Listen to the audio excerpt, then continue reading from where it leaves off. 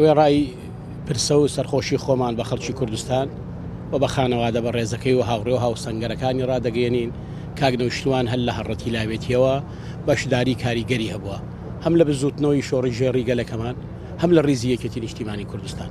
کاک نەوشیروان یەکێک بووە لەو سەرکردا هەڵکەوت و دیاریانەی گەلی کوردستان کە خاوەنی کۆمەڵێ پرانسیپ و مەبادیئی سابت و جێگیر بوو سەرکردەیەکی واقعبینی ڕاستەقینەی گەلی کورد بوو ئەو بیر و باوەڕانی کە باوەڕی پێ هەبوو چ لە سیستمی حکومڕانی چ لە چەسپاندنی عەدالەتی اجتیماعی چ لە چەسپاندنی سەروەری یاسا کە ئەمانە پرانسیپی گشتین تەنها ئەو حیزبە سیاسیانە ئەو بزوتنەوە سیاسیانە دەتوانن جێبەجێ بکەن کە باوەڕیان بەو بیر و باوەڕ هەیە لەبەرەوە ئەو پرسانە ئێمە کۆیشێتی نیشتیمانی کوردستان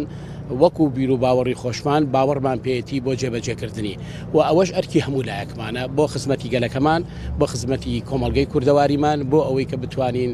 قانون و یاسا و سەروەری یاسا و عەدالەتی ئیجتیماعی کە خزمەت بە کۆمەلگا خزمەت بە خەڵک خزمەت بە هەموو لایەکەکە جێبەجێ بکەین کاک نەوشیروان هەموو ژیانی سیاسی خۆی چ لە خەباتی پێشمەرگایەتی چ لە خەباتی سیاسیدا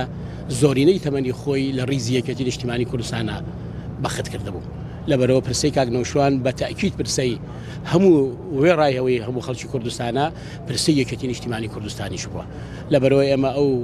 ڕێکەوتنانی کە لەگەڵیانە هەمان بووە ئەو دانیشتانی کە هەمان بووە کە ئێمە هەمووش ئەمیشە جەختمان لەوە کردوتەوە کە هاوپەیمانەتی نێوان دوولایانی سیاسی ڕێکەوتنی نێوان دوولایانی سیاسی بۆ هاوکاری و چەسپاندنی